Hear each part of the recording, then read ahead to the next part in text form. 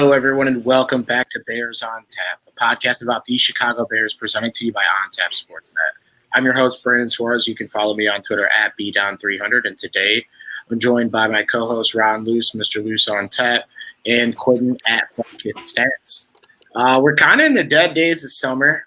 We're not going to talk about baseball or basketball or hockey or anything today. It is a football podcast, and no camp, no practice, nothing really too much to talk about. So today we are actually going to do like a Bears fantasy draft. So top 10 players you would want on your team if you were starting a franchise tomorrow. So as you see, we all have our GM hats on, so fit and snug. But I will check in with Ron first, and then we'll get going here on this draft. But Mr. Luce, how are you today, my friend? I'm good, man. I'm a little tired. You know, the allergies got the best of me over the weekend. Didn't really sleep a whole lot, but I'll tell you what, the energy levels are a little boosted because I'm ready to get nerdy and drafts and have some fun here. I don't want to give anything away, but we're going to have a good time. Quentin, how about you, my guy?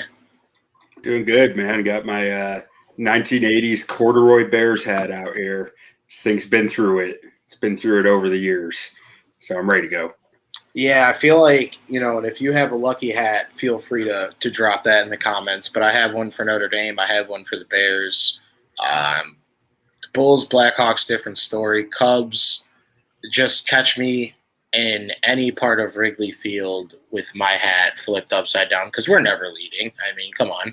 We never have to lead, so you always got to get the rally cap going. But I do the same with these hats. These hats get a little bit extra wear and tear because I'm flipping it in and out. I mean, I've done live streams with it upside down, all sorts of shit. So love a good hat. I like that. Give it off like Chevy Chase vibes, Quentin. That's what I'm getting from that hat right there. But and then Rob's got my the dad's old once school upon a beat. time. We all kind of got the old school look to the hat if you look at it. None of that new shit. But Ron's got the, if you will, I would say the Mark Trestman hat. So I mean to bring back. Take it easy. Lovey wore this hat too, right? Yeah, that's what I said. Lovey had that for a little while.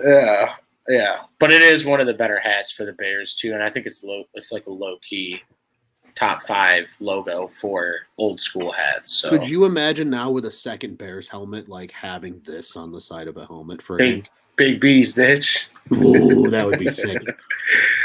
All right, so Ron, we have gifted you the first pick in this draft, and just to preface it, like I said, this isn't like we're not making you draft specific players from each position, just the 10 best players that you've seen in your Bears life, or maybe even a little bit before you were born, to draft to a team to start tomorrow.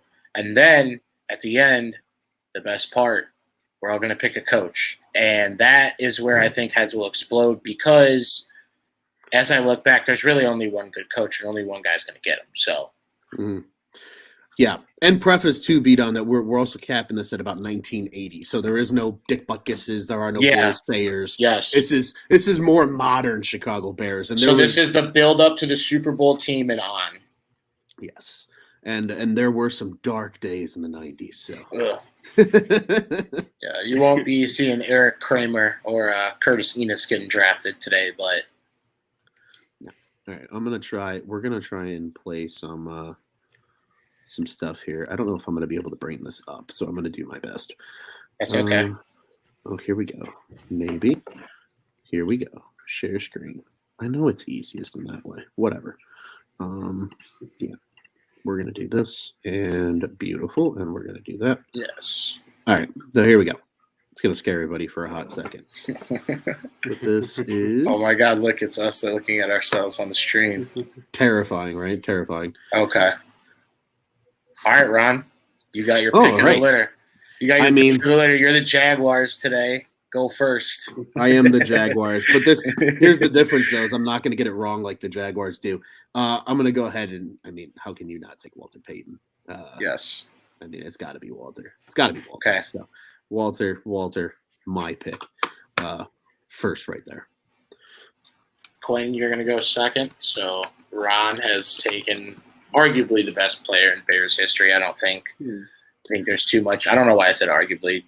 Pretty much the best player in Bears history, but someone that you could build a team around like instantly. Like you're getting instant yards out of that guy and a culture guy. Someone that you can trust to help those younger guys out in the running back room. Absolutely, and I mean he's the GOAT as well, so it's hard to not take the GOAT when he's put to you on a silver pedestal. So, Am I up? yes, Yes, sir. you are. All right. Well, I'm going with Urlacher. Mm-hmm. I think that's an easy choice. His coverage skills are going to translate to any era when you combine it with his size, his strength, his ferocity. I mean, I'd consider Singletary there, but I don't know if he has the coverage skills to play him in the modern game at that same spot. I know Urlacher does.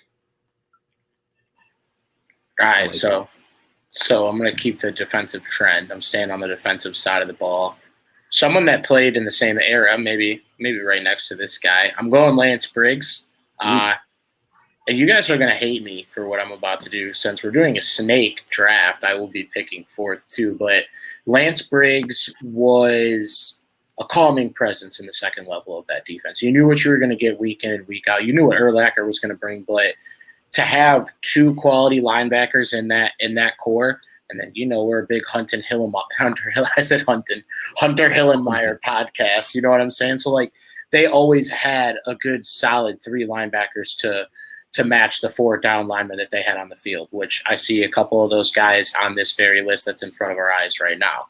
But I think Lance Briggs is, if he played for any other team, he could be the best linebacker in that team's, history, but he played for our team. So fortunately it's not the best, but I'll settle with him at 3.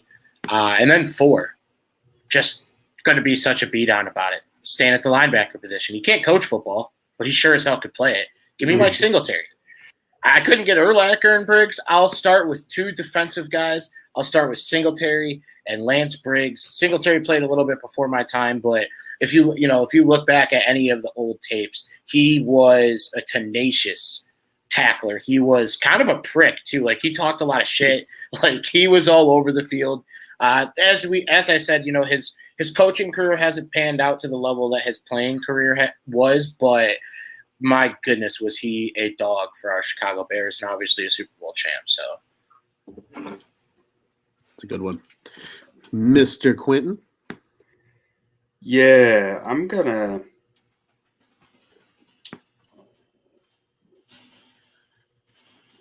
might jump the gun here. Ooh. There's not a ton of cornerbacks the Bears have had that I feel like really stand out above everybody else. Like Kyle Fuller was very good, but after that, you feel like there's quite a drop off. But ahead of him, I got Peanut, and I'm taking Peanut. Excellent pick. That's a hard one to get mad at. I mean, it is Peanut Tillman. I mean, FBI agent Peanut Tillman too. Mm-hmm. Just a legend in everything that he touches. Like my goodness. One of the guys that Eberflus had come speak to the team too. Mm-hmm. Certainly worth. I love that he did that. I love that he brought Peanut back to talk to him. I am also a big fan of that. This is tough because like I start thinking like, who are you guys gonna take? You know what I mean? That's the conversation in my head that I start to have, and I'm gonna have to go with this guy. I know I'm not pulling the screen up right now. I have it on my screen, so we'll save the shifting for everybody here real quick. But I'm going to go ahead and take all the way up until about week 17 of this current season. He was the all-time single season sacks leader in Chicago Bears history. I'm going to go ahead and take Richard Dent as my next selection. The Dent man. The Dent man, because he's just a badass, and that's what happens. But I get another pick because good old snake format here. And this one's tough because I've got one of each now, right? I'm thinking about some of these other positions, and I mean, this dude was an SOB, and I love a good offensive lineman. I'm going to go with Jimbo Covert as my next pick. I was eyeballing him. Check this out. Love me some Jimbo Covert, baby. Oh yeah, that's beauteous. I'm a big fan. The Covert sprinkle towel. The Bears have good giveaways. They always do.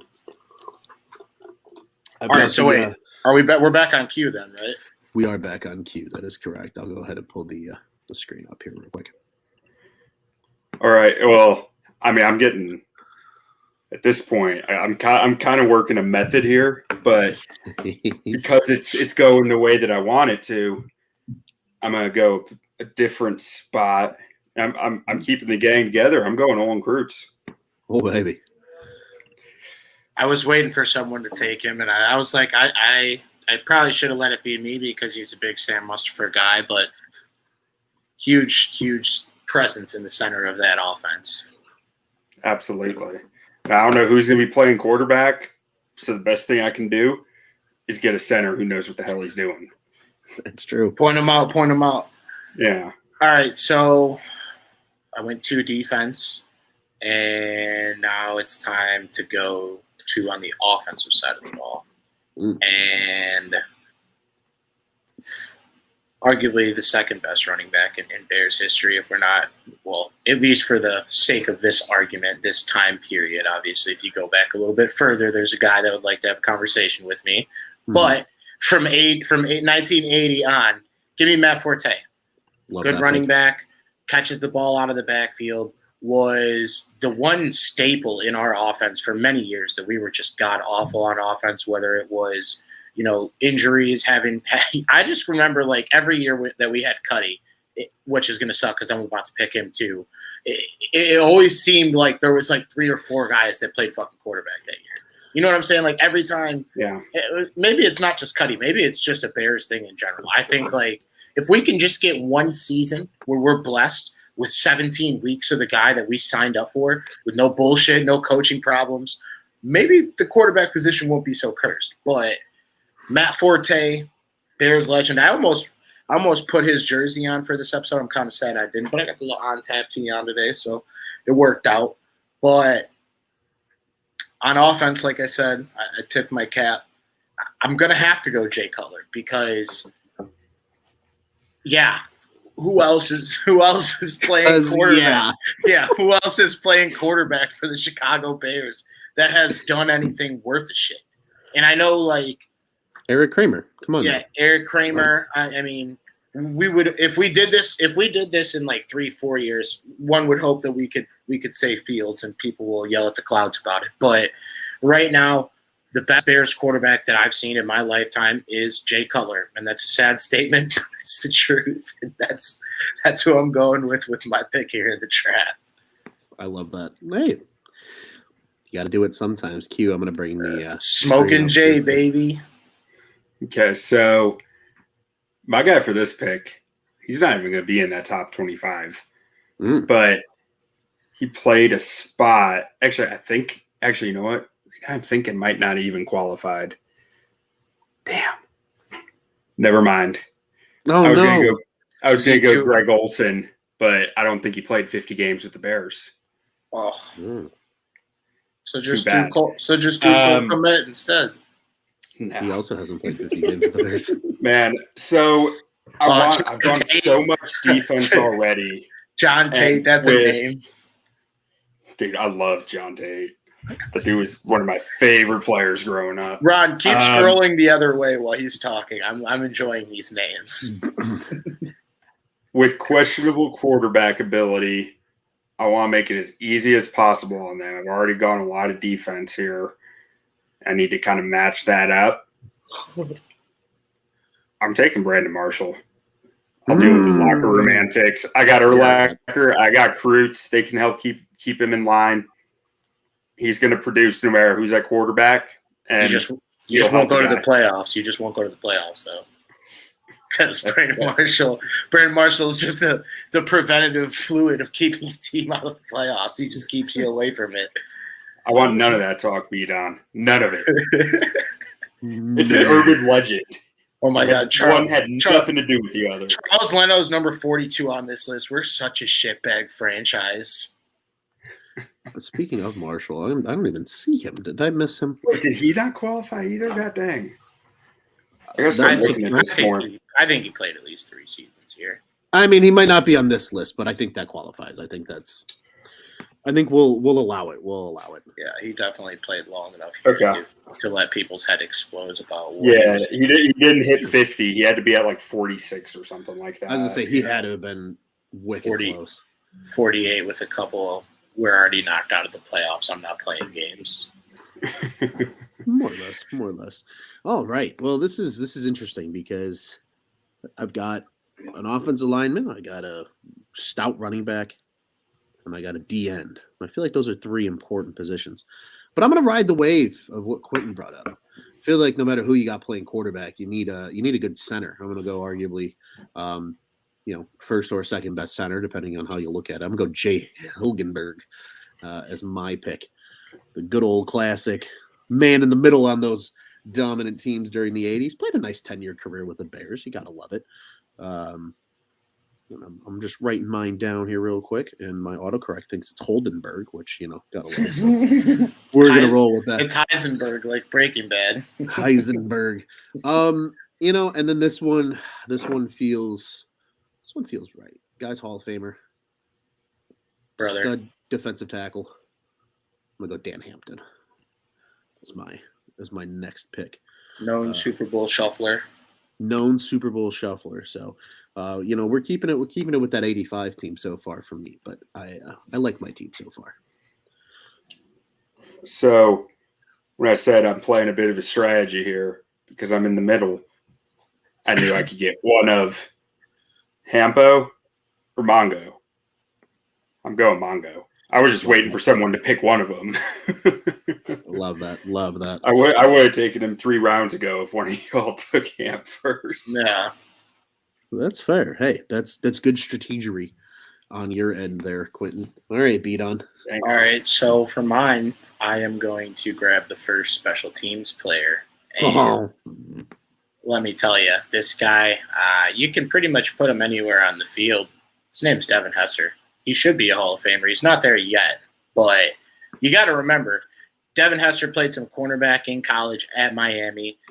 If you all remember when he played receiver, his hands weren't the best part of his game, which is wild from someone that never really fumbled kick returns or punt returns, but he turned it into a pass. It's completely different. But Devin Hester you could be sitting there in a game that your offense isn't doing anything. But as long as you have Devin Hester and your defense can produce stops, and even if your defense gives up a touchdown, that still gives Devin Hester a reason to go out on the field, to go out there in a race, what just happened. One of the most electric players I've ever seen, regardless of position, but one of my favorite players in Bears history and deserves a spot on my team. I like that. He's not wide receiver 1, though. Well, naturally. No, he can't be. And this is a guy, as we talked about college football and remembering like people from college and then when they got to the Bears, this is a guy that I watched all of one snap in his college career. And it was like a jump ball in the end zone. And if you guys know, you know. His name's Alshon Jeffrey. I don't remember what bowl. It was probably like the Capital One Orange Bowl. No, it wasn't the Orange Bowl, bro. It was like the Gator Bowl or like the Outback Bowl or like one of those like smaller ones. But he was playing at South Carolina. And I just remember it was end of the half situation, put it in the air, and he was taking lunch money. And then, too, it's like Marshall's already off the board. There really wasn't too many great – I mean, I'm not going to name names because maybe I want to get another receiver. But you know what I'm talking about. There hasn't been too many great receivers, and he didn't go on to do too much with the Eagles, but he did do well with us. I like it. As I say, it's one of those bowl games that's always like on a Tuesday at like noon. Right before I fucking love those games, though, because you're just chilling at home and you're like, I'm trying to watch South Carolina versus Utah or whoever the hell they're playing. Pair of 7-win teams that everyone had it. Going for that 8-5 supremacy, baby. All right, so I'm gonna go ahead and lock up my corner position and take Kyle Fuller. I'm at a lockdown secondary out here. Oh, baby. Combine him with Peanut, I feel pretty good about that position. Hard to argue that. I'm going to go ahead and I'm going to stay on the defensive side of the ball here. I'm going to go with a guy that I think if he wasn't hurt in his career, he would be even higher on this list. was just a freaking magician. I enjoyed watching him. I wish I could have enjoyed watching him more. I'm going to go with Mike Brown at my safety spot because Mike Brown was that dude.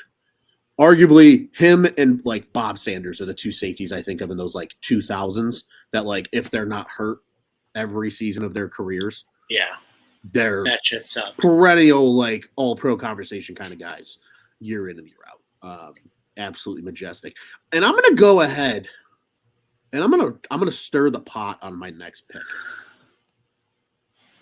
And I'm excited to see reactions, and this is why I'm not sharing the screen because I want to see reactions.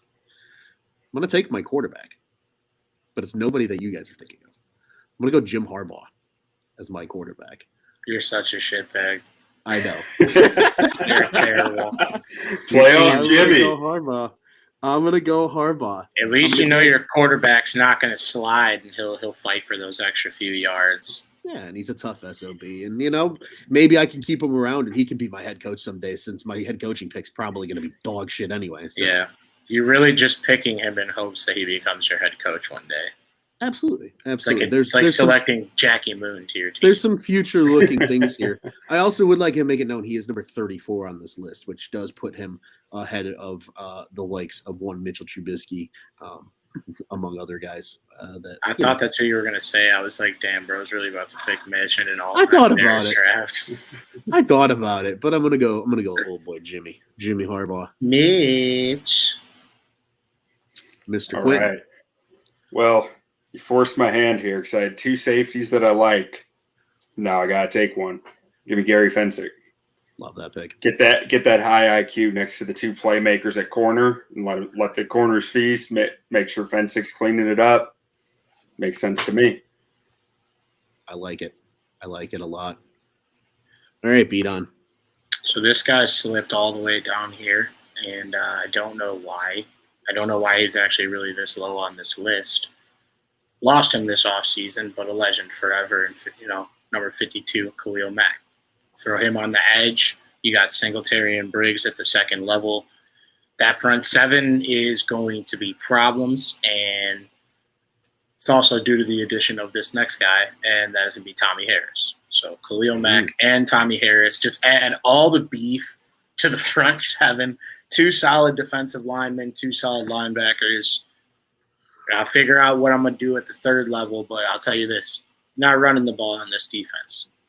No. You're going to have the number one ranked rush defense and the number 30 ranked pass defense. It's fine. Be like 2 yards a carry. 40 yards a pass. You scared the crap out of me when you said, because I'm adding this guy.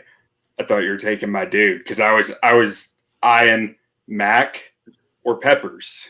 I was like, one of them will take one of them, and I'll take the other. Yeah, give me Julius Peppers. But I thought you were about to go bold move and take them both. No, I needed to get the outside shirt up, and then you got to add the beef in the middle. And Tommy Harris that's another guy who I think it was injuries that cut his career a little bit short, but he was in that era with Urlacher and Briggs, and you think of guys like Alex Brown and Adewale Agunleye and all these people that we had on the front four that were just dogs. And us in Chicago, it starts up front. We love that hard-nosed football, and that's where our defense is. That was where they started, was up front. And then obviously when you have killers like Urlacher and Briggs and Hillenmeyer at the next level, fuck yeah, dude. I honestly just got to get a Hunter jersey at this point. Hunter. We need to just get 92. We need to have rafters on the screen. Hold on, my hand's not. And just put Hunter Hillenmeyer's number and retire it on Bears on Tap. But yeah, that's where I'm at. That's my Hunter Hillenmeyer moment for the week. Hunter Hillenmeyer moment. So we got Q-Take and Peppers. One of these two picks, I'm going to go a little off the board. I really am. It's going to happen. It's in my opinion needed.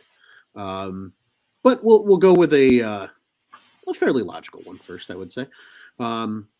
Again, you need a good defense, but you also need somebody. I need somebody to protect Jim Harbaugh. All right, I need somebody to protect Jim Harbaugh, and he's going to look beautiful opposite of Colbert. He did for quite a few years in the '80s. I'm going to go Keith Van Horn as my pick for this spot because, I mean, he was a stud. Come on now. Why wouldn't he? And again, Ron Luce, love for the all offensive line. So, of course, I'm going to take 3 linemen in my draft of 10 players in Bears history. And the next guy, I single-handedly watched our season lose because of this. I'm going to go ahead and take the beloved, the Packer killer, the one, the only, Robbie Gould. I respect Gotta have a good it. kicker. Gotta have a good kicker. Like that. I have watched this Bears team for the last just under a decade now, since pretty much Suck since at you left, kicking. just have the most, like, Cairo Santos was a breath of fresh air for this Bears team over the last few seasons. Yeah, and the second he missed when we wanted him dead. we were all just like, no, tragic. I can't face it. Like, so yeah, give me Robbie Gould. I don't even have to worry about that. He's automatic from 50 yards in. So I'm a happy camper on that front. But I will bring this back up for one Mr. Quintin here. But the floor is yours, my friend. So you took my guy. I was eyeing. I had 2 in mind there, though, because as I said earlier in the show, I was a big John Tate fan growing up. Guy's a mountain of a man. He can play left tackle very solidly. They're going to be able to run the ball with him. Pairing him with Kreutz, I can fit and fill the line as I need because they're 2 reliable guys who have played at Pro Bowl level. Give me John Tate. I like that. I'm gonna not purposely, but it's just gonna happen on accident here real quick. I'm gonna divert the conversation here. I feel like Bears fans didn't appreciate those 2000s offensive line. Like Reuben Brown, fantastic. Roberto Garza when he was at guard, awesome. Like Fred Mitchell at right tackle. Those were solid offensive lines. Reuben Brown is a Hall of Famer. Like they only remember the Gabe. Gabe Karimis. They only remember the ones that didn't pan out. They remember the negative because that's just human nature, especially Bears fan human nature. But that offensive line was just so sick. I just wanted to, Fat Boy's got 2004 through 2006, the Bears probably the best offensive line in the NFL. I really think so. They were so good up front, and that was when I really started paying attention to the Bears constantly. And it was I felt spoiled by it because I was like, why can't they find anyone that's good anymore? Hell yeah. They had a damn good shit's hard, bro. That shit's hard. Yeah. You gotta. And they drafted a lot of those guys. I don't think Tate and Brown were Bears draft picks. But I know Garza wasn't either. But those were all just Kreutz was really the only one they drafted. They might have drafted Garza was like an Akeem Hicks where he was found. He wasn't drafted, but they got him in the building and he took off. Yeah, congrats to Atlanta, I think. Congrats to Akeem Hicks. He got the Briggs truck backed up to his house, going to Tampa, going to play with Brady. I don't blame him. I'd be going to play with Brady too. Going to try to get a ring. All right, Bdon, you got the 2 heads of the snake here. Yeah, so I got my last 2 picks. Before your coach pick, but yes. Yes, before I get to pick Matt Nagy. So I haven't picked any offensive linemen, and I'm glad that you brought him up. This dude was a mean son of a bitch. Played all throughout my childhood, so one of the first offensive linemen that I remember watching, obviously outside of Olin Cruz, and that's Roberto Garza. Ooh, I thought you were going to be going Big Cat. I thought he was going Big Cat, too. I got a little excited there. I was okay. I liked Garza a lot growing up. He was just a mauler, just a mean son of a bitch. And it's going to rub some Bears fans the wrong way, but that's what I'm in the business of doing.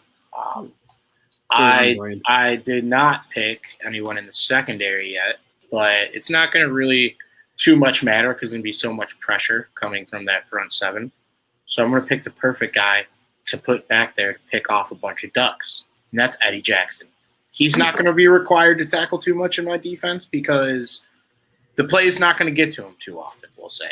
And he can focus on coverage and picking the ball off, and then he's got a mean group of guys in front of him laying blocks for him as he's running it back into the end zone doing a 2-step. I like it. I like it a lot. All right, Q. You're down to your last pick before your coach. I'm going complete meatball homer here. I'm going QB1, beyond the lights, Justin Fields.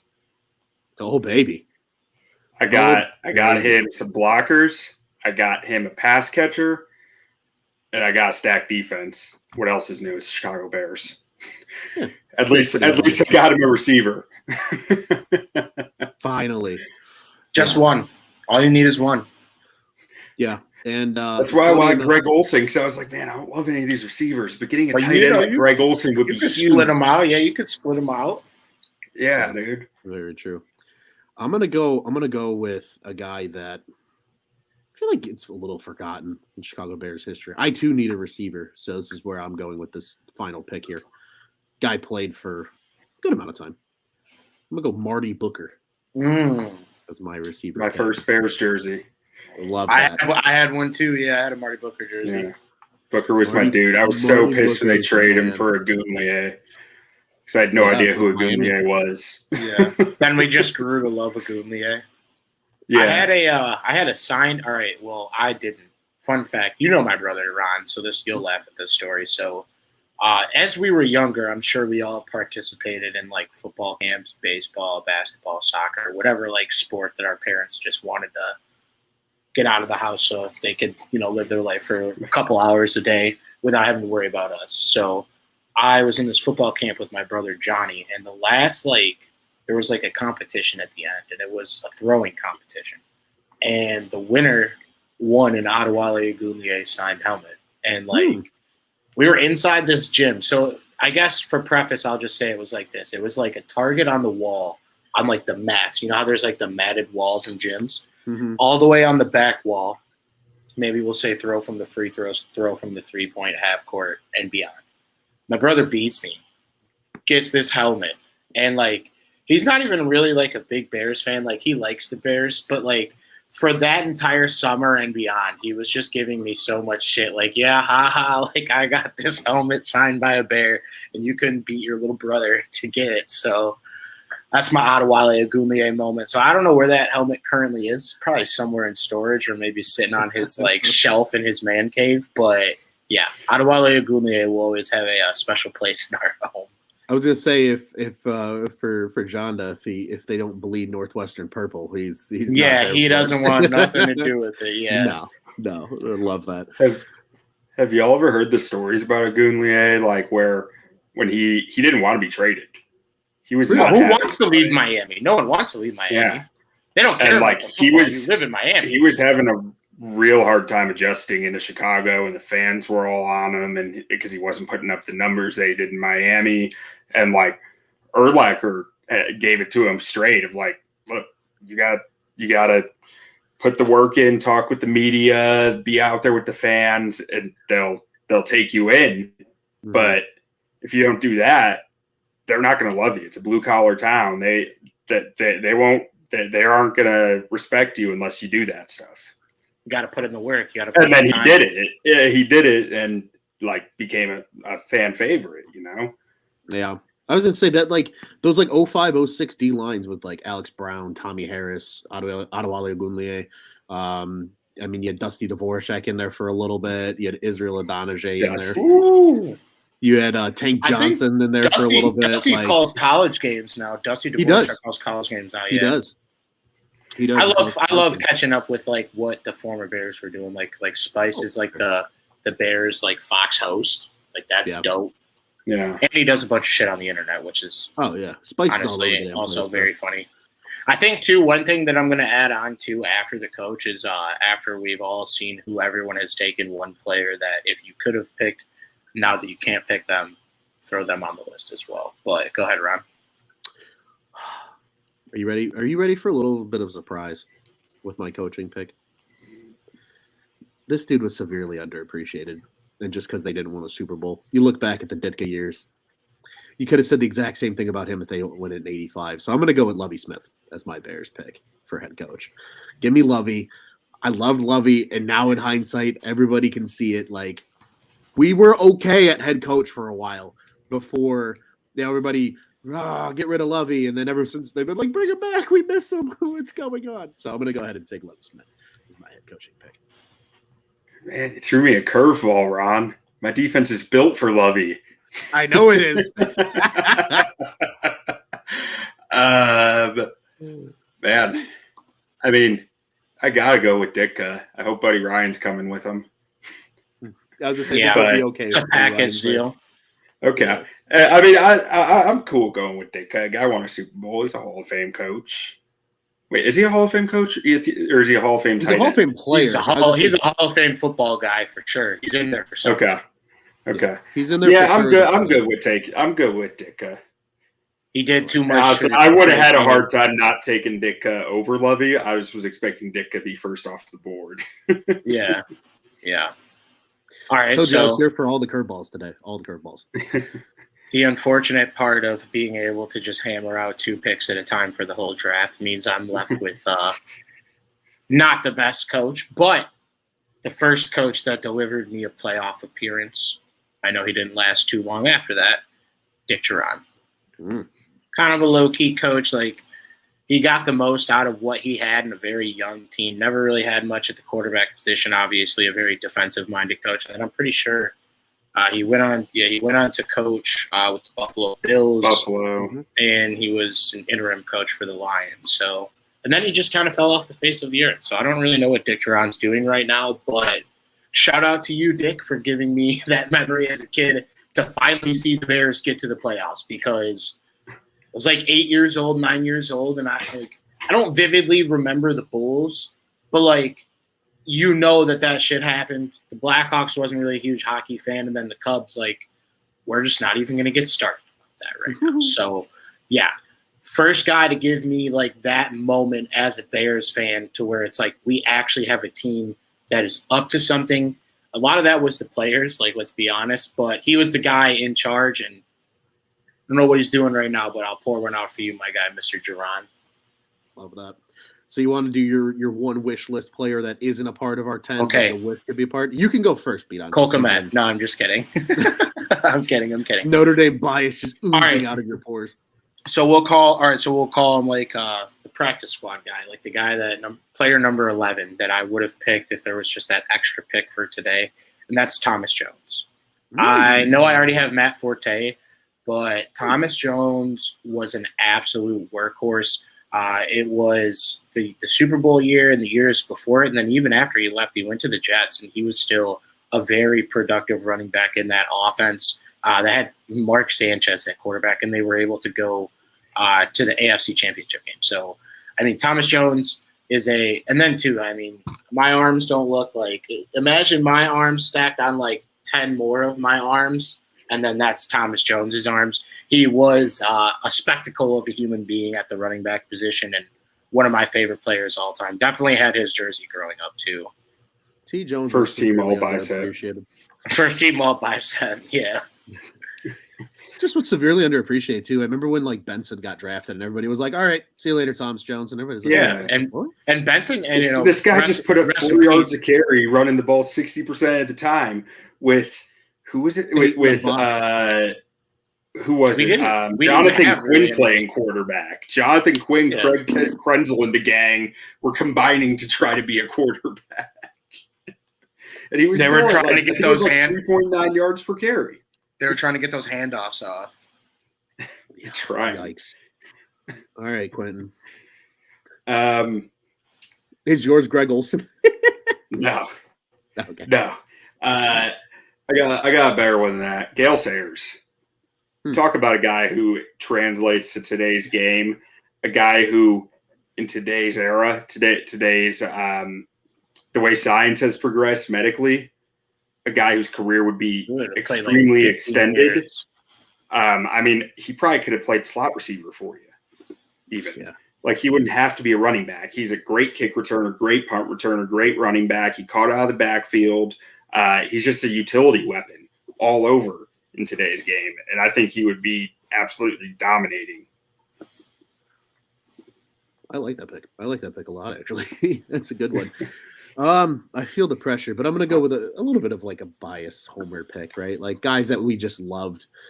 This guy gets severely underappreciated again. We mentioned him a little bit earlier when we were talking about some of those mid-2000s Bears teams. But I'm going to go Alex Brown. Like, I think Alex Brown was just such an underappreciated defensive end, a guy that consistently gave you 8.5, 9.5, double-digit sacks, right? You know, all those years you saw the guys like Mark Anderson come up and flash in the pan, but like Brown was just consistent. Like, he was just always consistent year in, year out, could stop the run, could rush the passer, just a complete defensive end. So I'm going to go ahead and pick Alex Brown. And he struck a chord with Ron because Ron's about the biggest Georgia guy I know, and he picked Alex Brown, Florida Gator legend. I did pick a Florida Gator legend. There's a Florida Gator legend. You aren't wrong. Yeah. A couple other names off top that got left off, but in due time, like if we did these in a few years, like Roquan would definitely be picked on this, given a couple more seasons. Cole Kmet, I'm just kidding. Fields, I know we let the Fields one slide, but like that. Mooney might be Mooney, right yeah, Mooney would be up there. Robert Quinn with a little bit more service time, if you will, like a couple more seasons in the blue and orange. Hopefully, we at least get one more full season out of him, just because like if they get rid of him, we'll be fucked on the pass rush. I'm surprised nobody said Akeem Hicks. Yeah, Akeem Hicks. I was just thinking back that like I think you have to put Hampton and Mongo ahead of him. Above him, yeah. But like it's like he's just below him. Yeah, he's not too terribly far behind. Yeah. It's probably him and Tommy are like the two that. Him and Tommy are probably like right even. Yeah. Yeah, Tommy Harris. Yeah, he's such a bastard, dude. When he was healthy, he was so good, man. He was so fast off the ball. Like, well, it's like you had him, Agumie on one side, and then Brown on the other side, and then fucking Briggs and Urlacher. It's like, where do you go? Yeah, that front seven was nasty. Front seven was nasty. Well, it's hard to believe that defense with that defense in 06 could have been if Brown and Harris stayed healthy, because like those guys were so key to it, and that defense was still so good after losing them. Yeah, 100%. Damn. What does it say? I have so much nostalgia, like Bears nostalgia right now, talking about some of these, like, because again, right, like Bdon, you kind of said it too, right? You need to go listen to some old Joniak calls. Yeah, but like those 01, like those early Bears teams of your fanhood, like always have a special place in your heart, right? Like at least once a year, I have to go watch that 06 Cardinals game. Like just once a year, I'll just be like, I want to see that again. Well, I feel like too, a lot of it too, like when you're a kid, you idolize these guys, you look up to them, and now it's like, we're drafting. If a player gets drafted on the Bears, with the exception of Velus Jones, they're younger than me. That's a joke, obviously. Velus Jones is 25, but you know what I'm saying, like. So, and we're not going to get into that whole shit. I'm still buying people's jerseys. I'm wearing it to the game. I don't care what you say, blah this, blah that. But it is like a little bit of a different like lens that you look through when you're an adult and you look at your team, and as opposed to like when you're a kid. It's like when I was growing up, I wanted to be like Lance Briggs or Brian Urlacher on the field. You know what I'm saying? And now it's like, God, my body doesn't twist or contort that way. I would break in half like a pretzel. You know what I'm saying? So it's like, having played in high school and semi-pro and college and the various levels that we all played at, you have a different appreciation for it, I guess you will. But yeah, like Ron said, that nostalgia of like tuning in on Sunday and you're like, what is Devin Hester going to do today? Or like, what is Matt Forte going to do today? Like that was what used to get me up on Sundays, was to look and see what my guys were going to do. And then obviously the beginning stages of a gambling addiction, I was playing fantasy football at like 13, but I'm just kidding. I'm just kidding. But I was, so I have no room to talk. I mean, I remember my first like big free agent signing in fantasy football was Tony Romo. I was like the first guy on the Romo train. So I've always tried to outthink people in that sense. I tried to outthink you guys today on the draft. Let us know in the comments or tweet at us throughout the week as you see. We'll probably put together some graphics so that there is at least a little context of why we picked who we picked, because I know my team's going 17-0, but I can't say the same for everyone in this chat. Mine's 100% not. I'm okay with that. Yeah, no one picked Matt. No one picked Matt Nagy, so we're not getting canceled. I actually, after I picked my head coach, I briefly thought about it as long as Vic Fangio was with him. Yeah. Yeah, it's like bring Fangio and we'll maybe let you come hang out at the facility for a little while, but we don't get to touch anything, Mr. Nagy. I mean, he did crash and burn after Fangio left. So I was gonna say I didn't hear what he said, but he spoke with the media for the first time since getting canned. I'm gonna have to go ahead. I think I saw something about it that he said like he wanted to learn from his mistakes in Chicago and bring what he learned to Kansas City, and I saw someone like making fun of that. But so he goes and becomes the position coach of the guy in the league that does not need him in the slightest. that's why it's the best job. It's like, well, honestly, if you guys remember last year, Mahomes was kind of a shitbag throughout the first half of the season. I'm making so many pinata farms, so many little gifts, and so many little memes for when Mahomes isn't throwing for like 404 touchdowns because it's all going to be on Nagy. And then Chiefs Twitter will leak over into Bears Twitter, and then they're going to realize they want no parts of Bears Twitter, and then they're going to go back over to Kansas City and stop tweeting at us. But go back to paradise. Yeah, go back to paradise on the other side of the river because the QB curtain. That's one thing too. Also, that I didn't know until I became an adult was that the Kansas City Chiefs just don't play in Kansas. They just are big Missouri guys. Kansas City, Missouri. Yeah, I always knew the Rams played in Missouri, but I never knew. I was always just like, yeah, like NFL team in Kansas is kind of weird. And then my dad explained it to me. He's like, no, they play in Missouri. I'm like, ooh. Ooh. I mean, they effectively represent Kansas, but yeah. Yeah. I mean, it's the same city, isn't it? Yeah, we won't talk. There is a Kansas City, Kansas as well. See, that just confuses me even more. Bdon's homework is to go have a geography lesson. Yeah, and on next week's snake draft, we're going to be drafting locations of states. You have to point them out on a map. Yeah, no. How about that? We'll pick where players are from. So whoever gets for example, like if we did the college one that you were talking about, whoever gets Akeem Hicks, I'm the only one who probably knows that. I know. He went to school in Canada. Yeah, go where? Yeah, University of Regina. Yep. Okay, so Quinn's on the same page. Okay, perfect. He drank like 30 beers in one sitting. Yeah, no, he had a Andre the Giant. That's the only reason I know that. He is a certified #Crackham guy, and that's why we love him so much at Untitled. Yeah. But yeah, I think overall everyone got to pick their guys. Everyone got their coach. There wasn't too much news other than last week when we talked, I said Akeem Hicks hadn't been signed, and now he is signed to fill the slot that Donkey Kong Sue is leaving down there in Tampa Bay to shore up their front seven. It's an opportunity to go chase after a ring. So as long as the Rams aren't in their way, I'll be rooting for Tampa Bay come playoff time because I don't think we'll be there. But you guys know how I get down in the playoffs just because I don't want to be a bad son.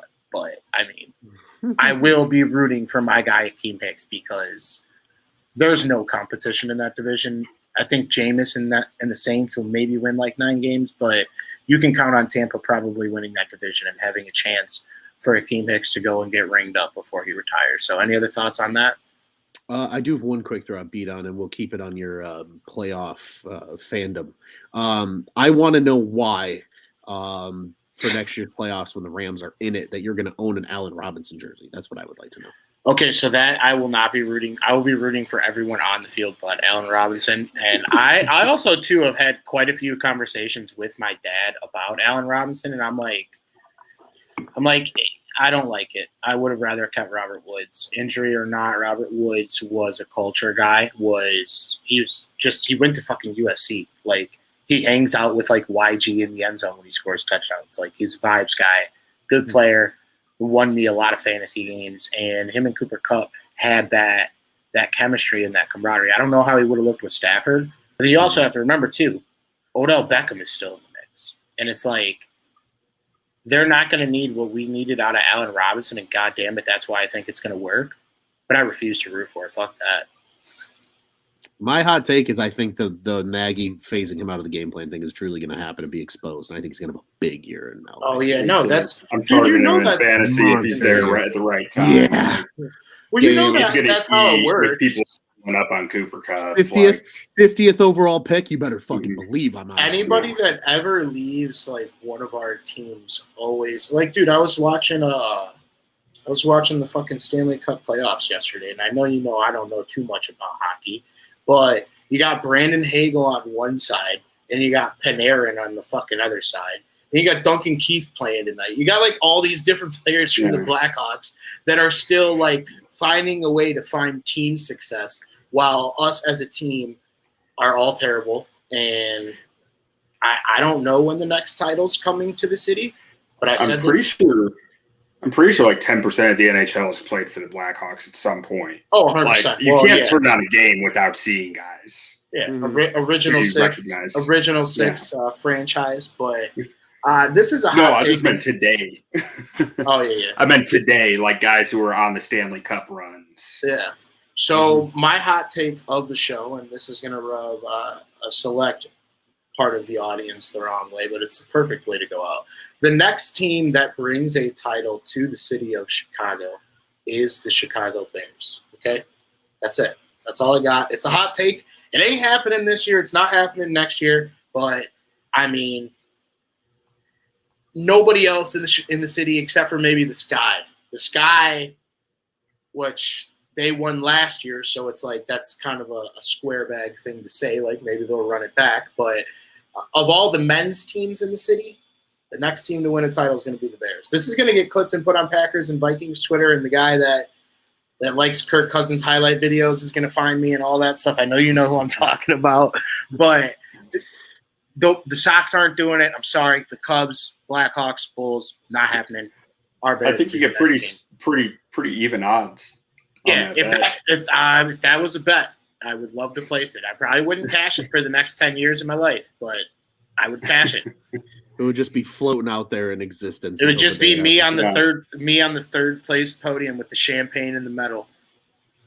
What's the longest Chicago's gone without a champion in any of the like big five teams? The Cubs won in 2006, and then obviously the Blackhawks had their not 2006, 16. Yeah, 16.